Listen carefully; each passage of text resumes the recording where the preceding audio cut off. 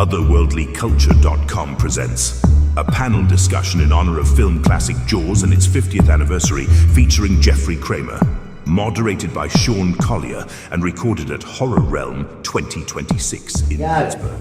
Have a seat. Yes, sir. Thank you so much for joining us. My pleasure. And we're talking to the internet as well, so. Very cool.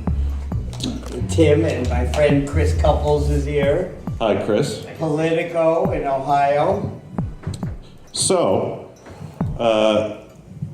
you stayed farther away from that shark than anybody else on the island.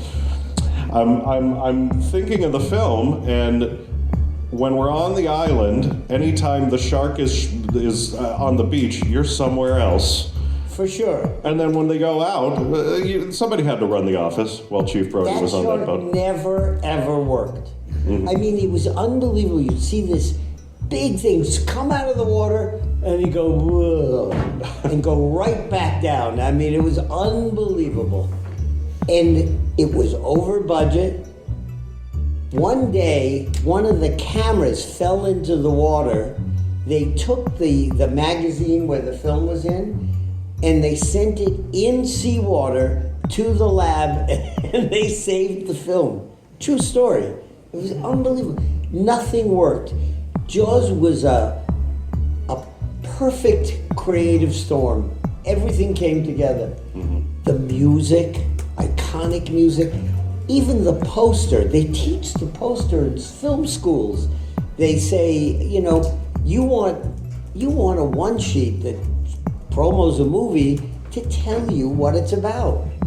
You know what Jaws is about. Some of these movies today, you don't have a clue what you're going to go see if you're just going off the poster. It's crazy. And there was no R ratings then, and it was PG. We were PG. Yeah, I don't think there was even 13 then, right? No. Yeah, it was unbelievable.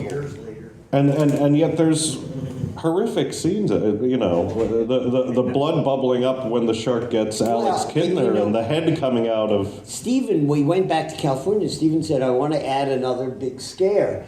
And that Ben Gardner's head coming out was done in Verna Fields' swimming pool.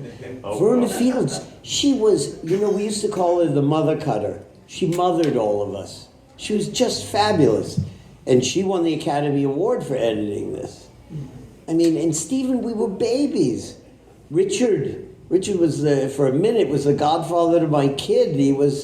We had babies.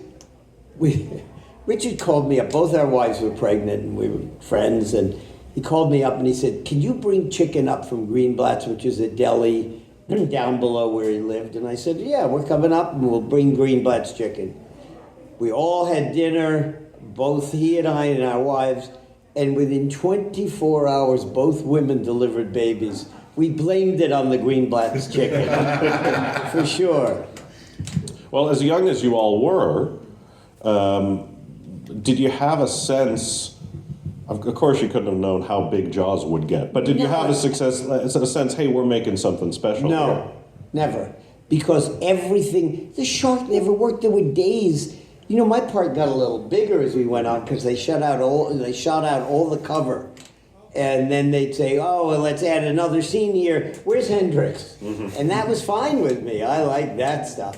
But no, nothing worked. It was way over budget. They stayed through the summer and the high end of Martha's Vineyard. They were never supposed to be. And then, I mean, I think what did it cost? $3 million in those days. 50 years. But it has its ramifications. You know, I went through a stop sign in California. I'm wearing this hat. Cop pulls me over and goes, hey, you know, you went through the stop sign. I said, I'm so sorry. I apologize. He goes, why are you wearing that hat?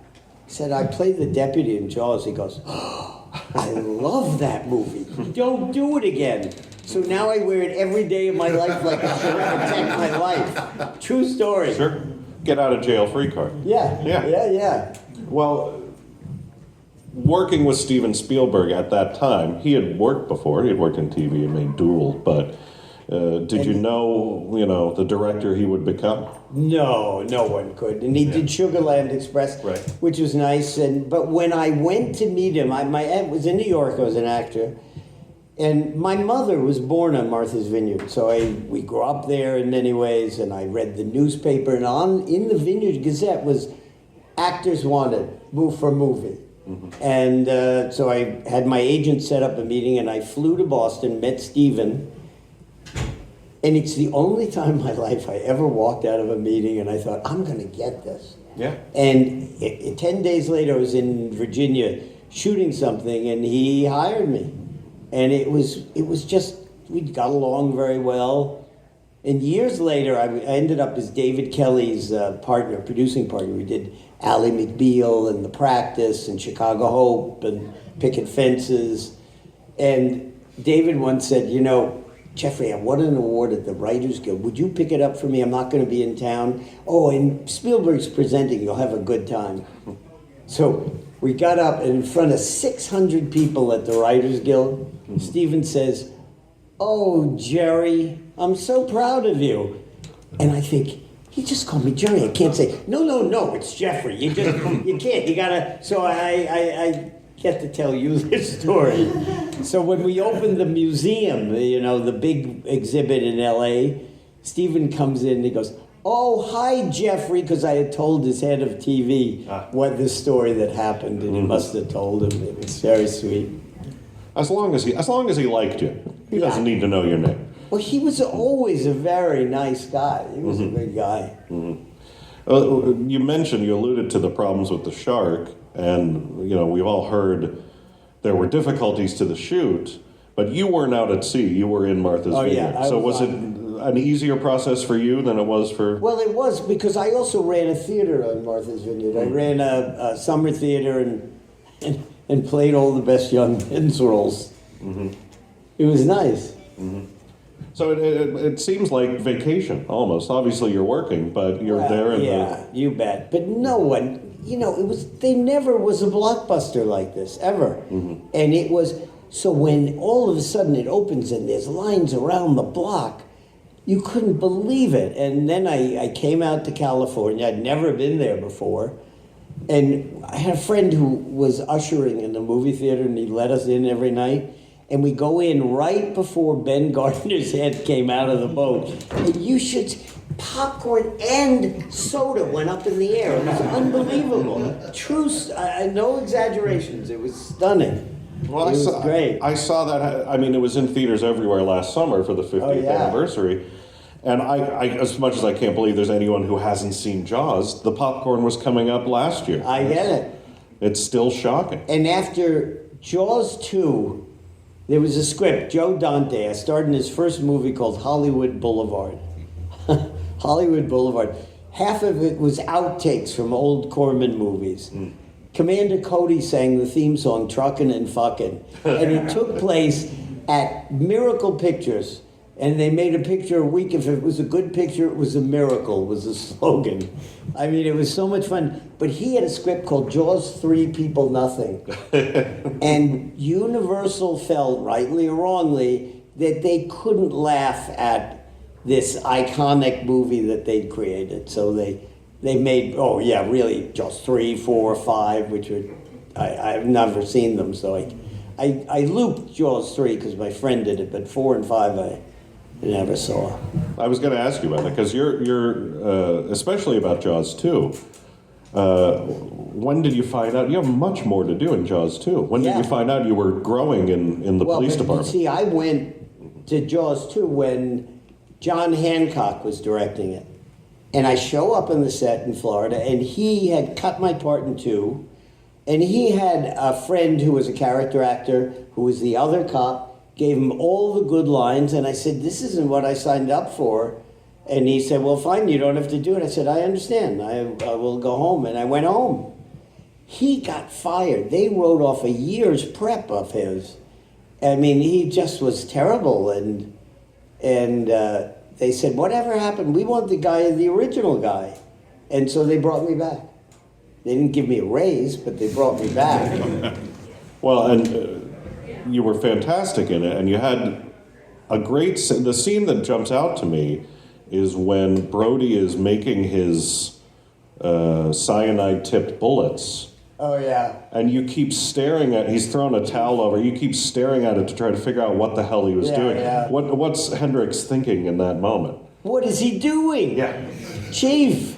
Mm-hmm. He was, but you know, the joke, that shoot was 9 months.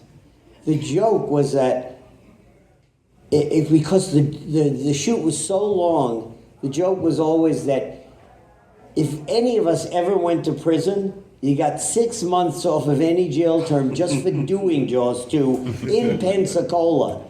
Because in those days, you know, like On the Vineyard too, when we did Jaws 1, if you saw a sailboat or a boat in the background, you had to wait till it passed. In Florida, we were in Pensacola, nuclear-powered aircraft carriers were going across. And nowadays, you can just Chiron it out and do whatever, but green screen it out. You just couldn't. You had to wait. It was, and some days they'd have 3 units in the ocean. Everybody's ready to shoot, and the one boat would drag, and they got no filming done. 9 months at a location. We were out of our minds by then.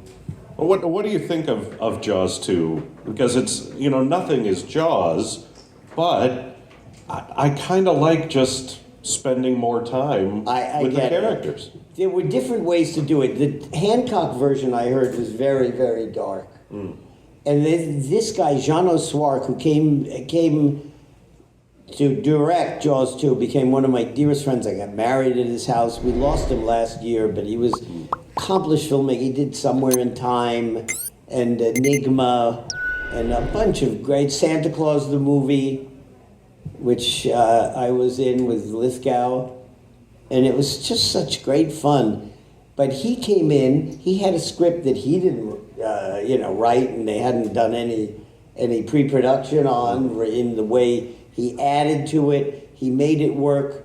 The Kids and Cable Junction. But David and I had made a movie called Lake Placid, which also has a helicopter and, you know, and a shark, an alligator.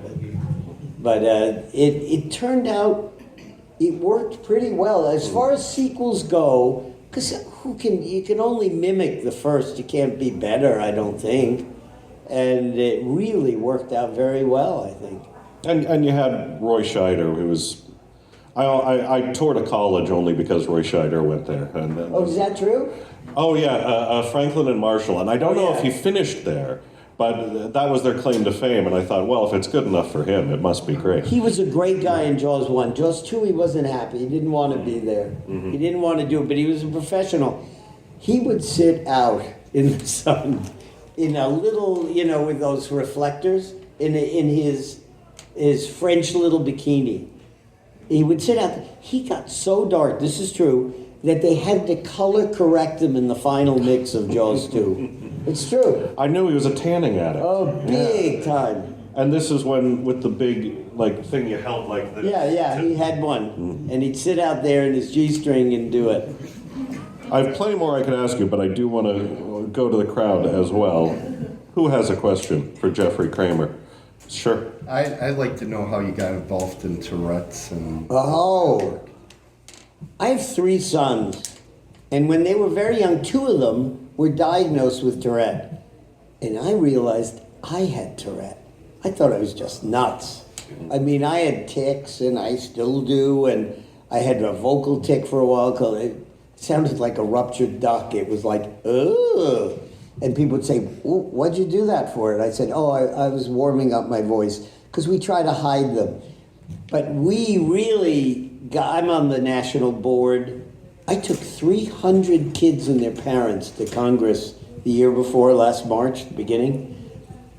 And we went to all the reps and senators trying to make sure we could have telehealth, because that makes a big difference for us, and money from the CDC.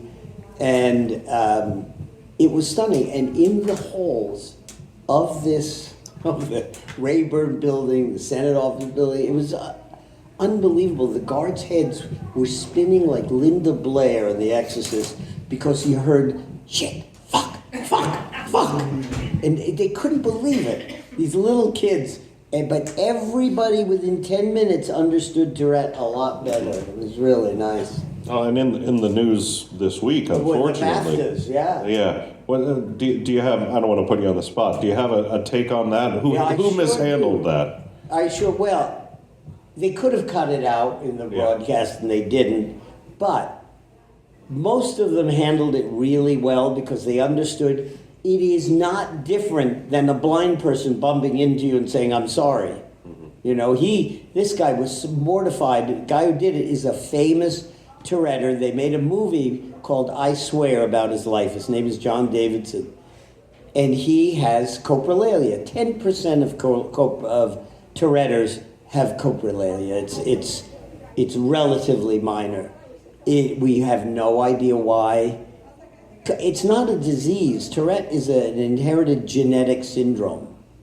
And, it's your parents or grandparents, or it's all that genetic mix and that primordial ooze that kind of does it for us. But it is shameful. I mean, my youngest son had it so bad and had coprolalia for a little while. He didn't want to get out of the car. He didn't want to go into a restaurant. Didn't want to go anywhere. He is now a shrink specializing not only in Tourette but pediatric neurological disorders. I mean, talk about playing it forward and whatever, but it's devastating. It kills your soul a little bit every day.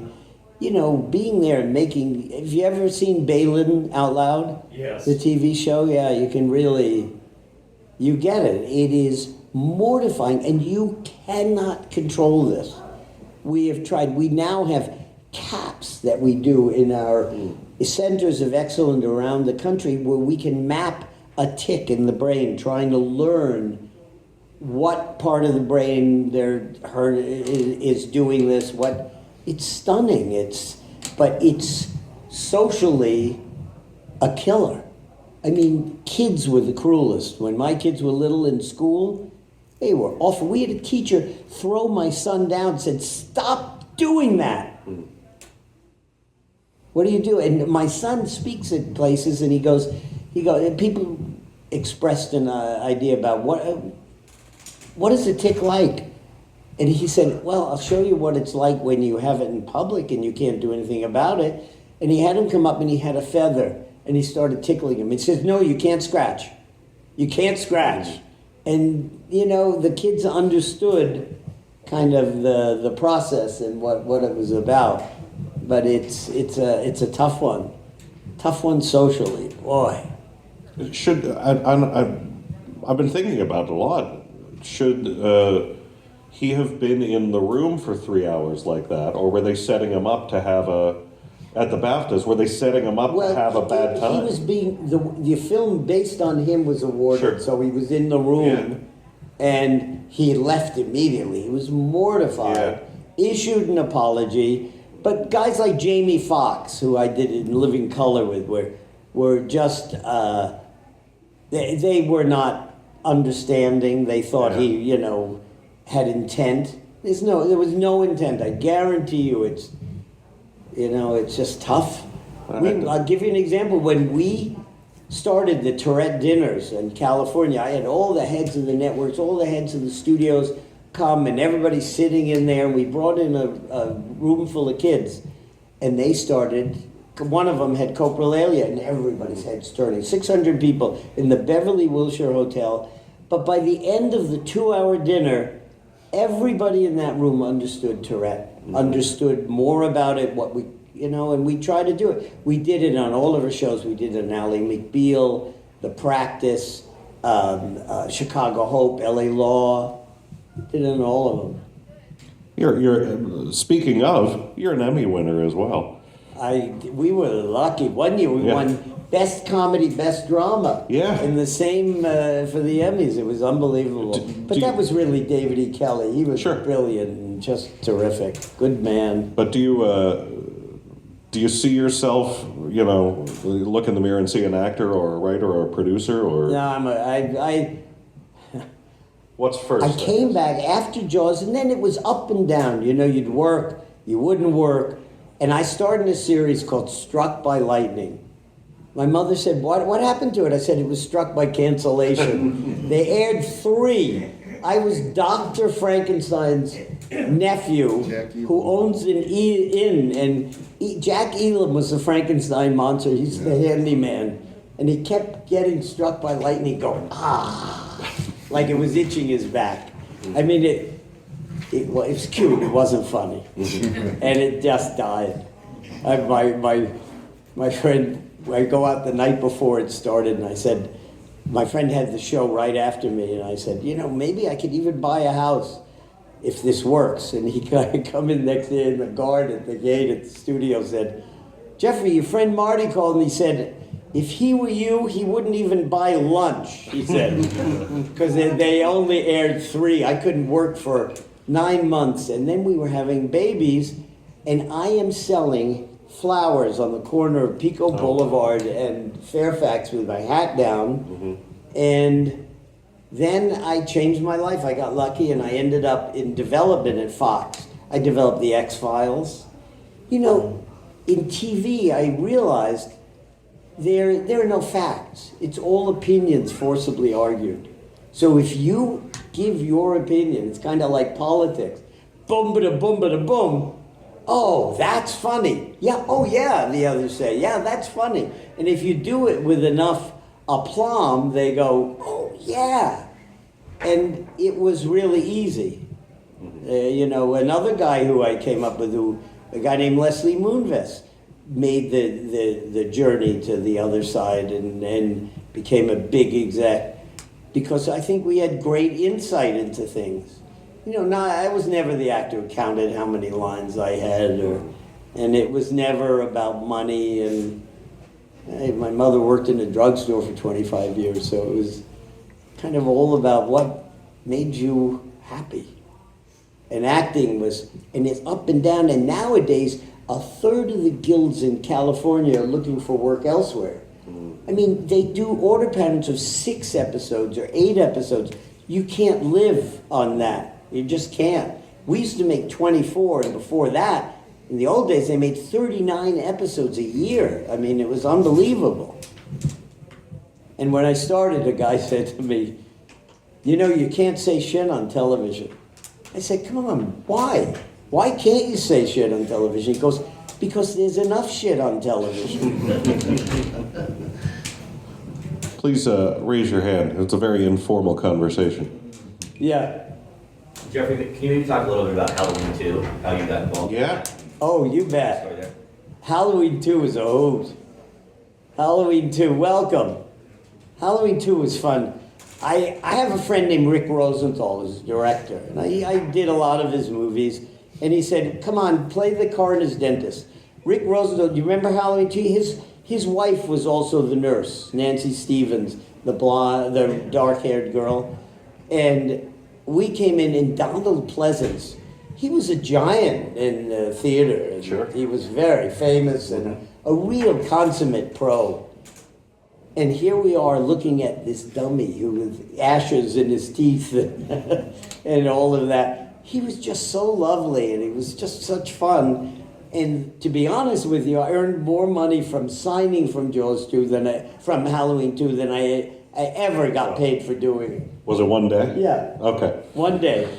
But it was. I'm glad to hear it was fun, because that one especially feels like such sinister atmosphere in Halloween 2 specifically. It feels like a scary set to be on. People come in and they say that's their favorite of the Hollywoods of the Halloweens. Mm-hmm. But my friend also produced it, Deborah Hill, who is a great woman. She left us way too soon, mm-hmm. and she is responsible for me being in Clue. I play the motorist. I walk in the door, they kill me. Well, the story of my life. This is why I had to change it. Mm-hmm. But that, what was that set like? Because there's such funny people top to bottom there. Tim Curry, he was so much fun. Everybody, it was, you go to work and you just laugh. And it was fun, and it was all built. All of that whole thing was on a soundstage at Paramount. But it was so much fun. It was Jonathan Lynn's first movie, and he was saved by the DP. And it was so much fun. And it became a babysitter picture. People would put it on for their kids because they knew that it would be all right. But I don't think they released it well. 3 different endings. Right. But it became a sleeper hit. It picked up, because people really saw it. I don't know that the 3 endings work, but it was just so much fun to make. But the problem was, as an actor, you go through, okay, that was fun. Okay, now let's just wait 6 months or whatever for another one. And when you have children, can't do it. It was tough. Have you seen the new stage version? No, I haven't. I hear it's great. Oh, it's hilarious. There's my wife, Mary Beth. We saw it a few months ago, and they transfer so much of that. And I walked in thinking, we're running around a mansion. How can you do that on stage? And the walls come out and the panels come out, and you see the motorist in one room. Wow. And it's really well Where done. did they do? Where did you see it? It was on tour, so it was at the Benedum Center downtown, but it was Broadway originally, I believe, right? I don't know. No one in the room knows the answer. Any more questions? I want to make sure that everyone has the chance. Yes? There isn't much on how you were involved in the development of X-Files. How did you get involved? Well, I came in my first year. It's so funny. First year, you start there. I remember meeting, when I first came to California, Vin DeBona, who created America's Funniest Home Videos. And Vin says, "Come here, Jeffrey, you got to see this gull-winged Mercedes I had." And the gull-winged Mercedes, he goes, "Do you believe this doesn't come with air conditioning? It cost me $65,000 to air condition this car." And I thought, I've never earned $65,000 in my life. So when I started at Fox, all of a sudden, I'm earning over $65,000, and it was heaven. And what was the exact question you said? X-Files. And then, so you'd sit around, and the X-Files was created by a guy named Chris Carter, who was the editor of Surfing Magazine, and he had a TV deal to write some things. But it was so simple, and I saw it right away.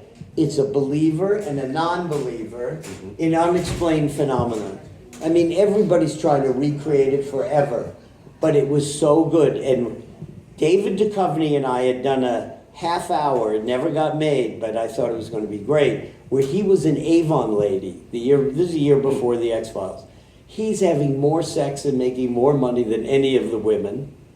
And Jillian, we found out of school, she didn't even have a quote on the last job because she had none. And it just turned out, I had a friend of mine direct it, and it turned out lovely. It was what a hit. I mean, now Ryan Coogler's remaking it. It's stunning. But it was so much fun, and we get notes sometimes from the studio, which were our cousins upstairs because it was done at Fox. And sometimes they'd be so off the mark. And you learned how to take notes, what you thought was good, how to be kind because you can't just say no. Well, I could do this, but I can't quite do that. But what if I did this? And you find another path, which was really educational as a producer, because producing is like being a camp counselor. It really is. It's like getting people to do what you need them to do and have them want to do it. It was a lot of fun. And who knew? But then again, who knew what's going to work? Somebody said, "Oh, are you and Mr. Kelly going to have another hit?" I said, if we knew we were going to have a hit, we'd keep doing it. But who knows? It's the zeitgeist. It's how it's positioned. We did The Practice, which we believed in. We thought was a great show. David originally wanted Oliver Platt, so that the person at the core was Everyman, and then Bo Bridges. Great actor, certainly. And then I found Dylan, and which is a great story. I go to a dinner at the AFI, and Dylan McDermott is there, and I liked him, and I said, "Do you care about material? Because you should read this script." He goes, "Get it to me. I would love to read it." And his agent calls me and says, "Oh, everything you and Mr. Kelly do doesn't stick to the ceiling." I said, "He gave me his word he'd read it." He says, "He's a movie star." I said, "Yeah, he just did Jersey Girls. What's he going to do? North Dakota girls, New Mexico girls. I mean, so he reads it, and a week later he calls me up. True story. He says, Jeffrey, I love this. I said, I knew you would. He said, do you ever hang out in a bar in the village called Jimmy Days? I said, every night of my life. You get off the subway, and I went in for a nightcap. He said, do you remember Mac? I said, the bartender. He's my friend. He goes, you're not going to remember this. You were a little drunk, but you came in after Jaws, and I was an underage busboy, and you sat and talked to me for hours about acting, and you inspired me. He tells the press this. So after that dinner, I called the kids, and I'm going home, my children, I said, you got to put it out there. You never know when it's going to come back to you. And, you know, it was a great lesson, and it all worked. But we walked into a room in New York with Dylan in a restaurant, and a table of women got up and started applauding. I knew it wasn't for me. It was for him. But having heat at the center of the practice made some difference. Yeah. And we were proud of it. So the network told, oh, yeah, we're going to put you on Sunday night. Bob Iger, who I went to the same school as he did. And they were lying to us. And they put us on Saturday night, and we just said, look, the only thing we can do is just make the best show we can do. And it worked. And audiences found it, which is unusual. But they did. And so one year we won Best for Ally McBeal and The Practice. It was stunning. What do you think was it? You said it was in the zeitgeist. What do you think made the legal drama or the legal comedy so relevant in the 90s? I think they reflected, the cases reflected our society and our condition. Mm-hmm. I mean, one was, fanciful, and women loved it. Did you watch it?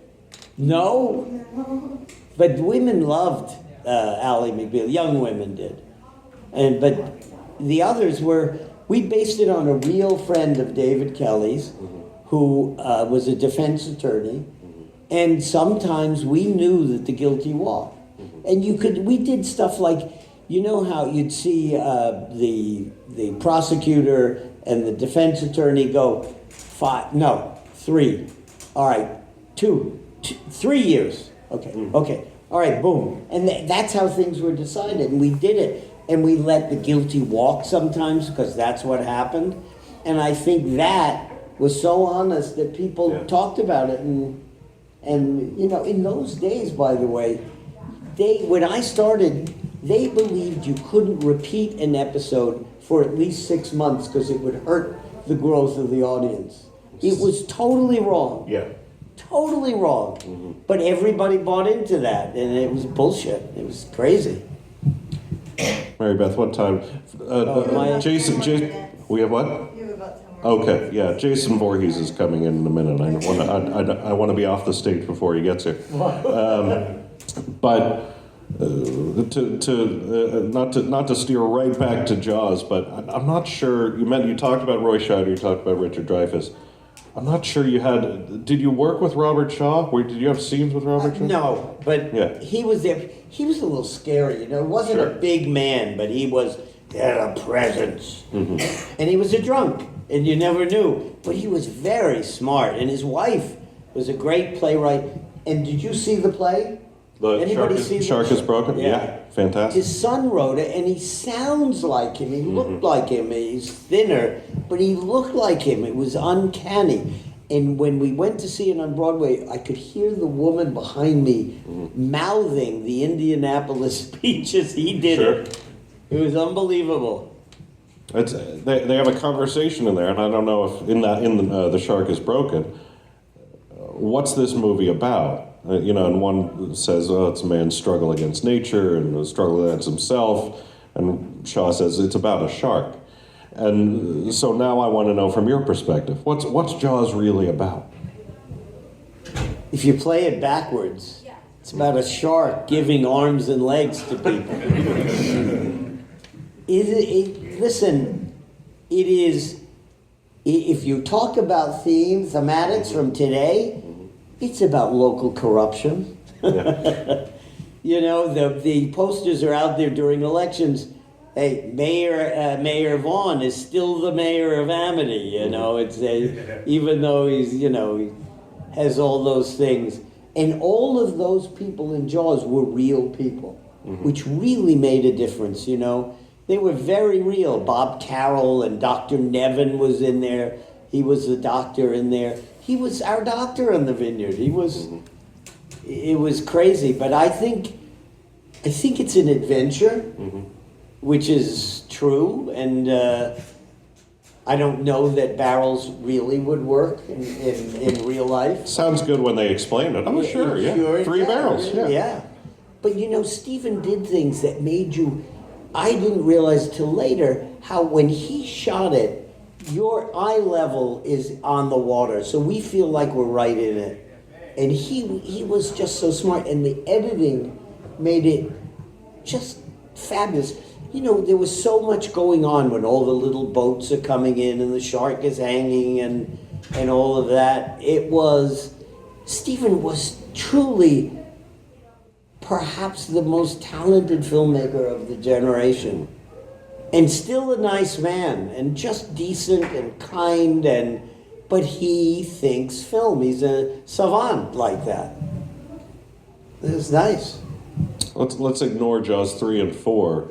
At the end of Everybody, and 5. and honestly, I haven't seen them, but I've seen Jaws 2. I haven't either.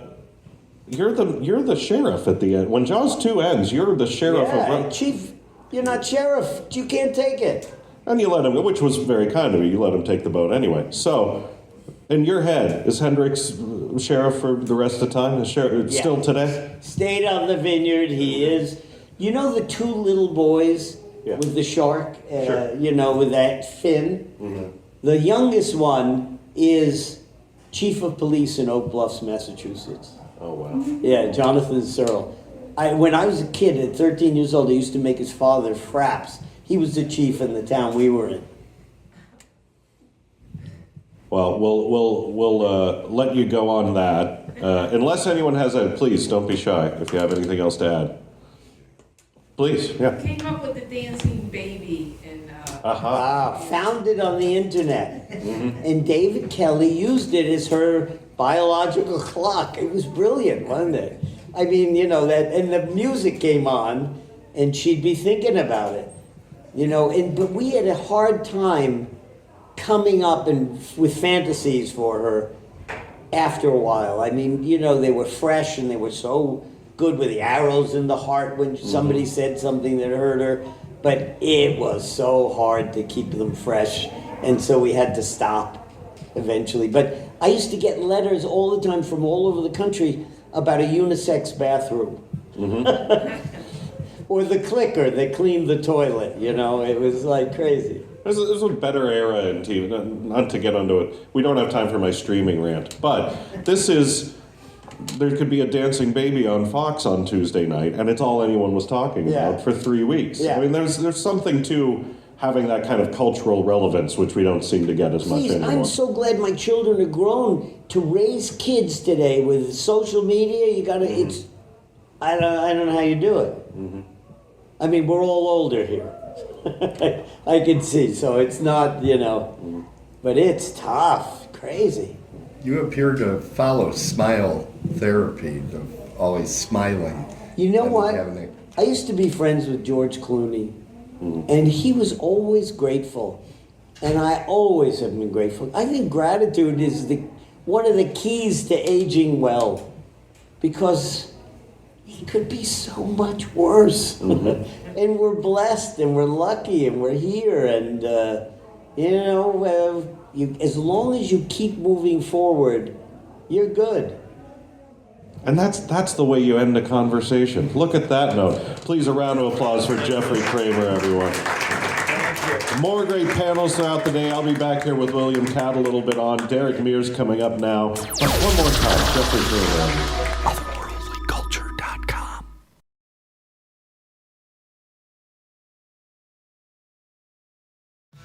Subscribe, like, and comment on our posts all over social media and our site, otherworldlyculture.com.